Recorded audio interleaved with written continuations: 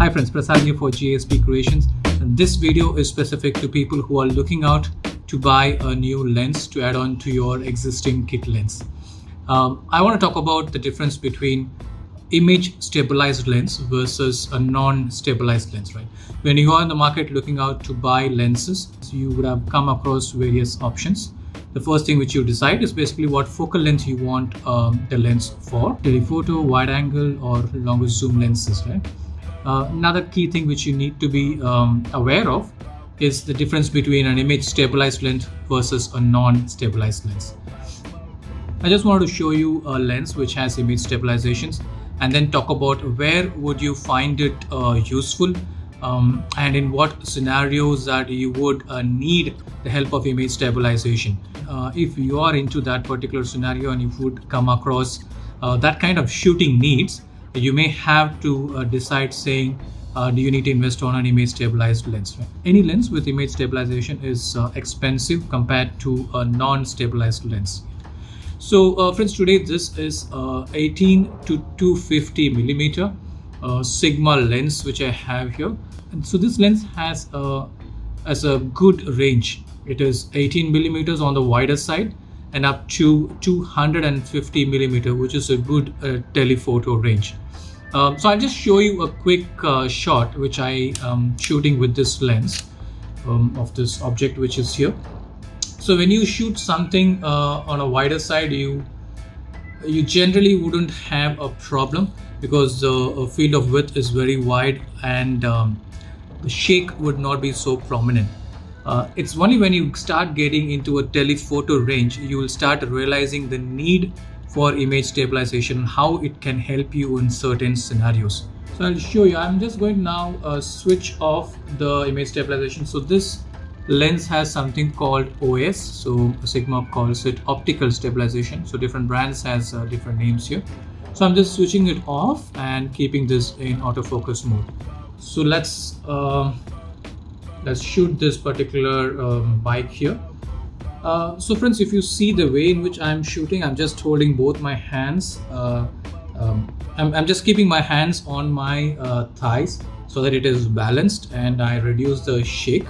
Okay, but again, as I said, I've switched off the image stabilization here.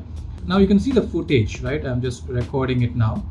So let me stop talking and focus on keeping this as steady as possible and you will see the footage.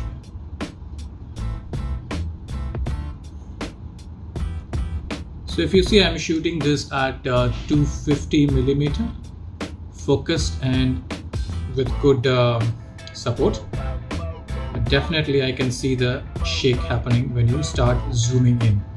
Now as I hold on, I'm going to switch on the optical image stabilization and just try and keep the same steadiness here. So now if you can see the object, right, I can see a significant improvement in the way the footage looks right now. You can see this here.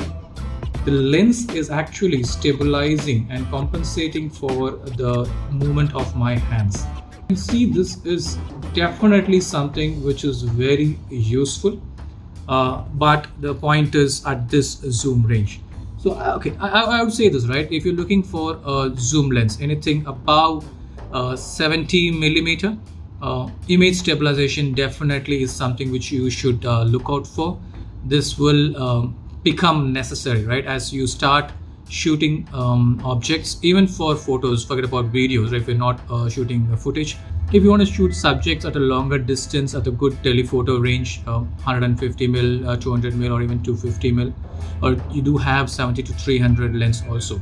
So at that zoom range, if you want to shoot any subject, your body shake will cause the image to come blurry, right? And you would be expected to shoot at a higher shutter speed to compensate for that shake and then to freeze the motion. During the broad daylight, it should not be a problem. You can increase your shutter speed to 500, 800, even 1000 to try and freeze and compensate for that shake.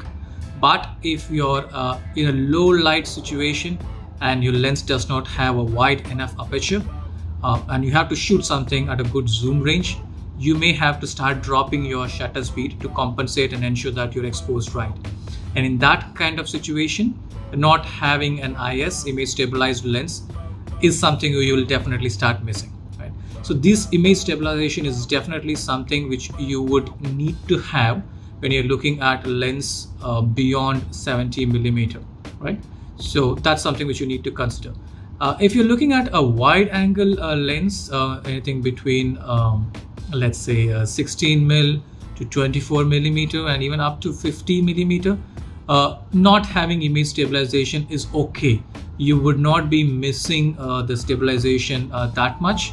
And nowadays with mirrorless cameras like the Sony 6500 and even the recent one 6600 or the full frame ones, they have in-body image stabilization, so that can compensate.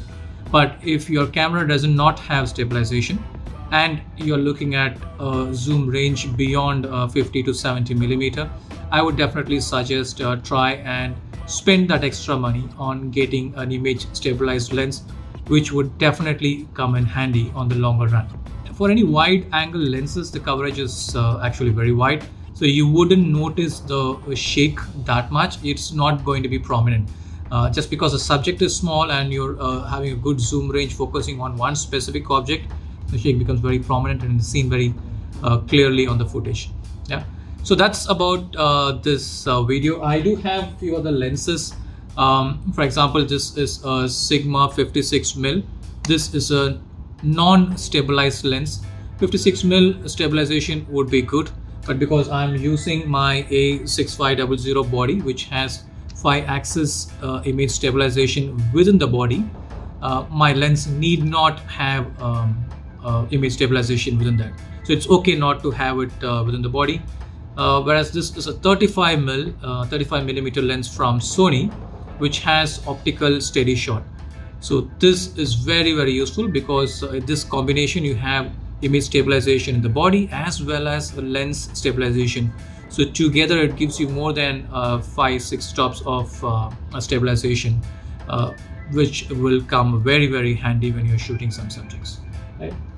On the other side, this is a Sigma 16 millimeter lens.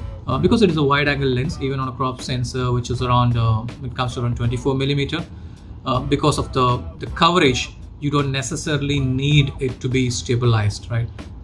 You wouldn't find that much of a problem with that. And the other thing is, this is a 1.4 aperture lens, so you can open it wide enough, so you wouldn't find that need. So in summary, friends, if you are looking at a lens and trying to compare between image stabilization and a non-stabilized lens, look at what is your need, what are your shooting styles. If the zoom range is beyond 50 to 70, I would suggest you looking at buying an image stabilized lens, which would be helpful. And if you're looking at anything which is on the wider side, and you also naturally shoot wide portraits, wide landscapes, then I don't see image stabilization to be a necessity there, right? If you're looking at buying branded lenses like Canon and Nikon or Sony, and their lenses are very expensive, you do have these third-party options like Tamron on Sigma, which produces good quality lenses, and even their IS image stabilized lens is much cheaper compared to the Nikon, Canon and Sony brands. So do check out for those options also. Yeah. So friends, hope you find this useful and help in your decision making. I would like to bring more such videos in future. Do give the video a like and subscribe for more videos coming your way. This is Prasad again for GSP Creations. Until we see next time, see you. Thank you.